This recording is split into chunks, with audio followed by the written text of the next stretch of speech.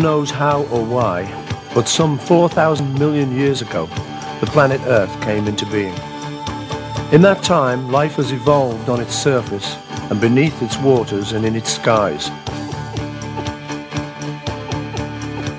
And time is running out. Imagine the complete history of the world condensed into 1 year. A year which began on January the 1st. A few days later, the first bacteria emerged. A miracle of evolution followed, and every expanse of water, layer of mud, and tract of land is inhabited. Jellyfish and spiders didn't make an appearance till the beginning of November. The first ferns popped up on November the 20th. About the same time as fish began inhabiting the waters, winged insects took to the air. A few days later, from December the 1st to the 15th, dinosaurs ruled unchallenged. At 15 minutes to midnight on December the 31st, humankind emerged. Just 2 seconds ago, the start of the Industrial Revolution, we began an onslaught on the Earth which brought it to its knees.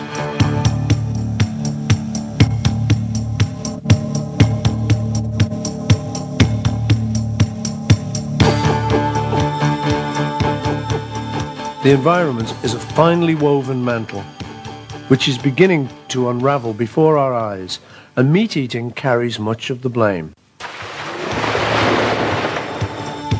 We have no physical need to eat meat, yet the world now contains 3 times as many farm animals as humans.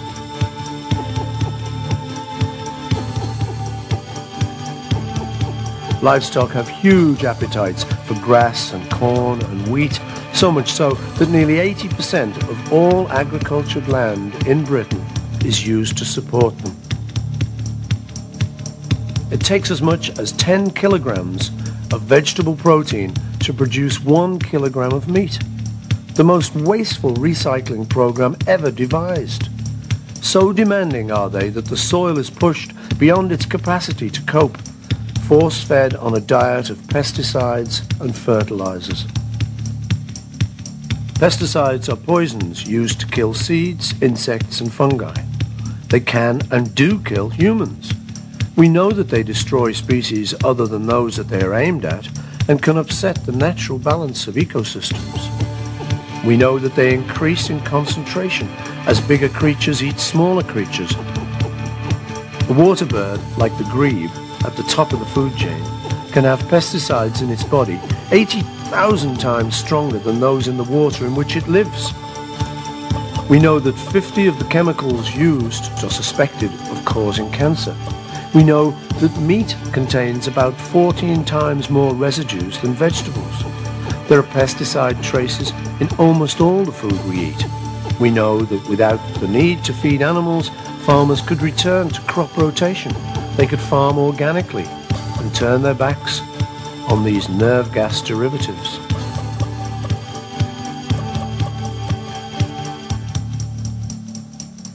Constant demands on the land to produce more crops to feed more animals are unsustainable.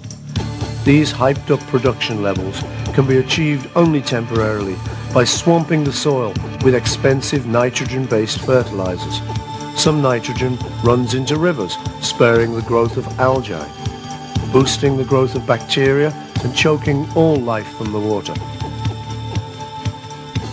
Some floods down into underground reservoirs, and yet, if we stop eating animals, the whole population could be fed from just 30% of the land with no need for chemical fertilizers.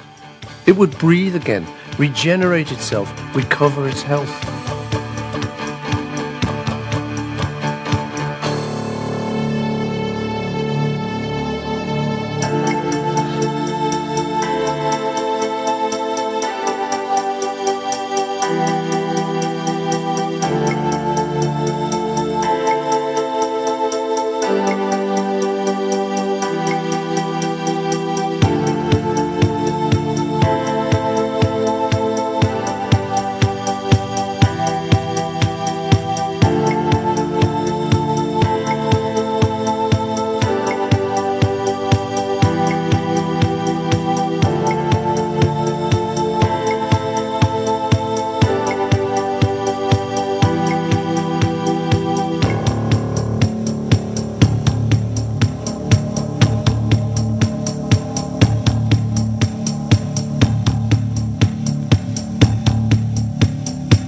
Rainforests in the world are breathtaking in their complexity. They house over half the world's animal and plant species. They've given us many of our medicines, anesthetics, anti-cancer drugs, the birth control pill. They hold the soil together, absorb rainfall, and new growth feeds on the decay of the old. They produce oxygen and absorb carbon dioxide. They are nature in balance, and our response is to destroy them. Before 1950, 14% of the world's land was tropical rainforests. Half is now gone, and each year a further area the size of Britain disappears. And for what? Largely to provide grazing land for cattle or to grow soybeans to feed to cattle, most of which comes to the developed countries. In 7 years or so, the land will be almost lifeless and barren.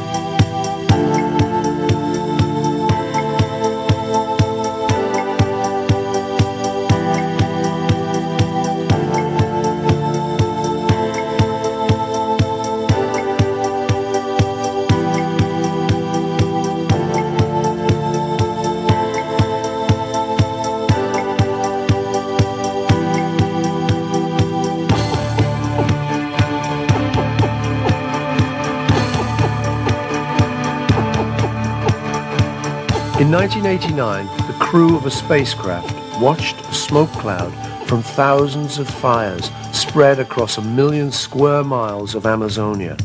It was rainforest being cleared for cattle ranching.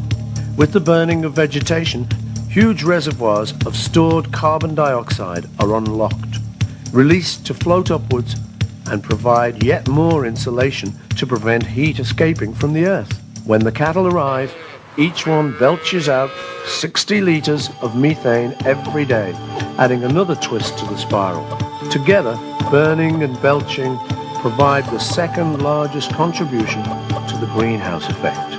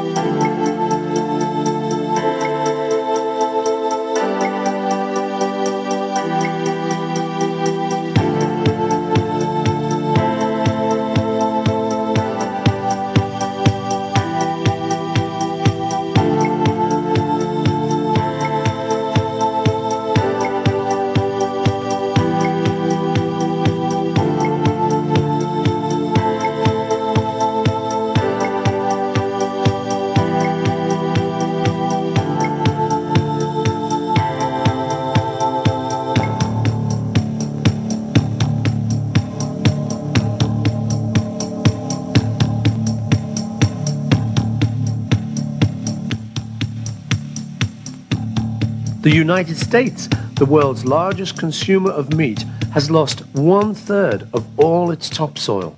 Huge areas of the western states can no longer support the agriculture, and the land may well return to buffalo pasture.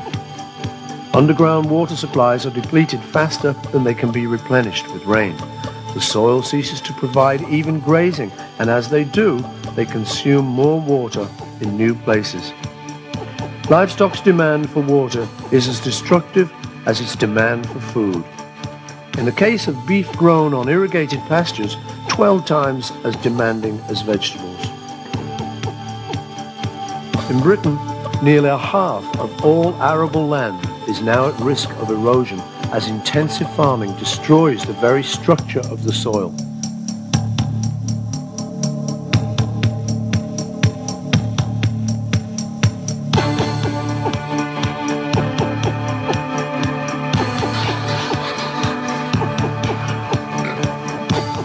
The world has a new problem, an endless supply of animal excreta. stored in slurry form, 100 times more polluting than human waste. It just keeps on accumulating, too prolific to be absorbed by the land. Bacteria turns its ammonia into acid. It evaporates, joins with nitrous oxide from fertilizers, combines with industrial pollution, and forms acid rain. Its legacy is sour, unproductive soil and dead and dying forests, rivers and lakes. Almost forgotten in the avalanche of other environmental disasters, acid rain is devastating the northern habitats of Europe and America. In some countries, slurry is its principal cause. An end to livestock production would dramatically slow the decay.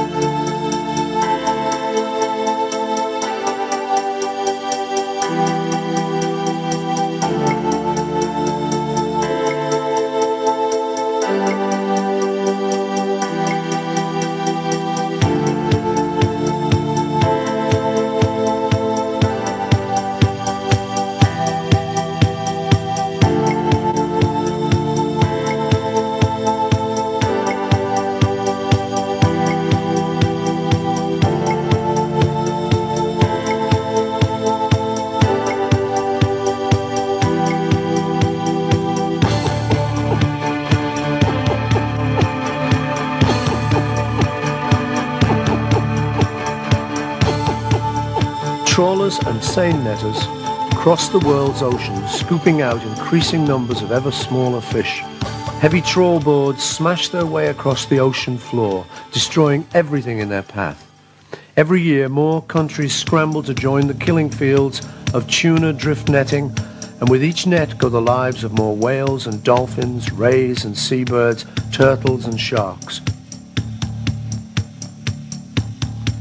Some countries continue with their slaughter of whales, mammals with a language more complex than our own, but of which we understand not one word.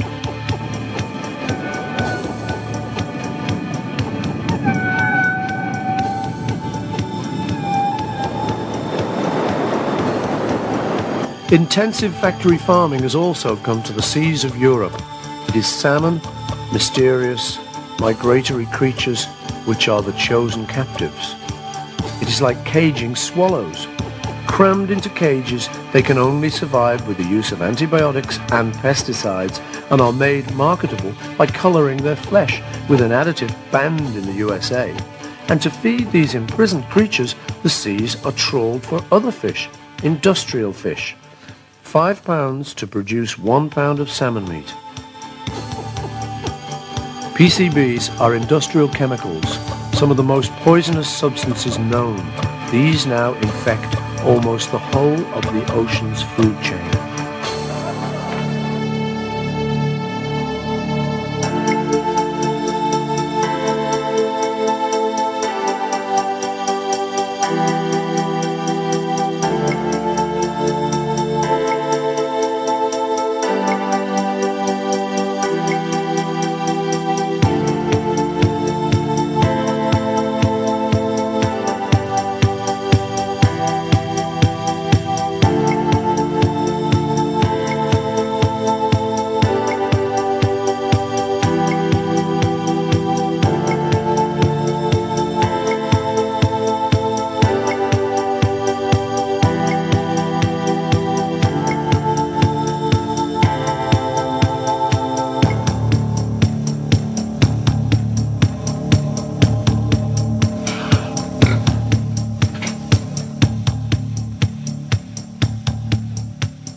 Supposedly, we are the most intelligent of all creatures, capable of complex feelings. And what do? We imprison other intelligent creatures in solitary confinement until they go mad. We deny them the ability to fulfill their most basic instincts.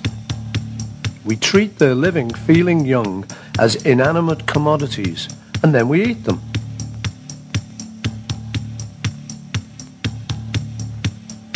Restlessly wandering fowl are crammed into cages too small to even stretch their wings.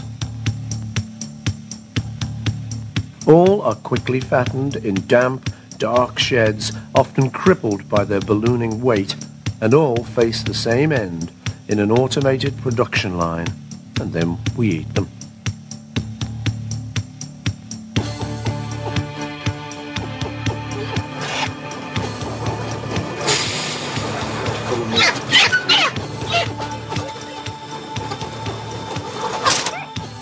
Pain and suffering are relative concepts, we are told. In the pursuit of cheap meat, do not concern yourself, we are told, about the infections that come with cheap meat. Campylobacter, salmonella, mad cow disease, meat to live, we are told, ignoring the heart disease and bowel cancer and other ailments which go hand in hand with eating meat. Profit has no conscience, only a balance sheet. In its name, both animals and people are there to be exploited.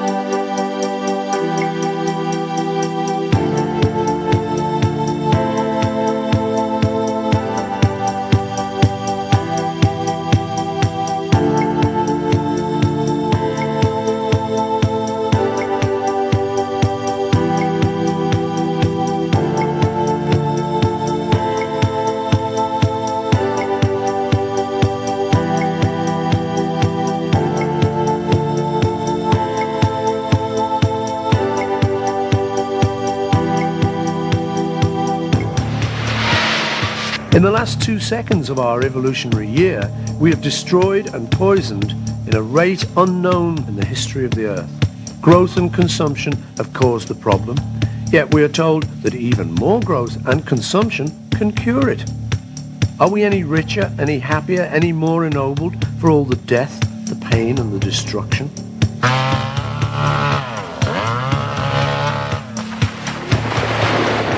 We have bequeathed our children a world which contains less wonder than when we inherited it. We have poisoned their water, polluted their air, and laid most of their land waste. We are handing them a world which to us looked certain, but is now teetering on the brink of catastrophe.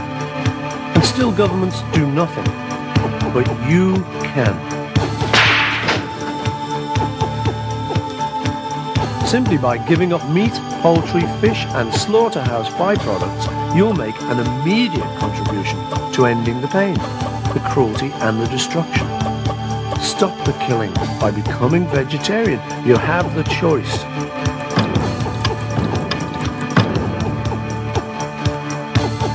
You can help stop the cruelty and destruction today. Join the Vegetarian Society. Join the fight for life.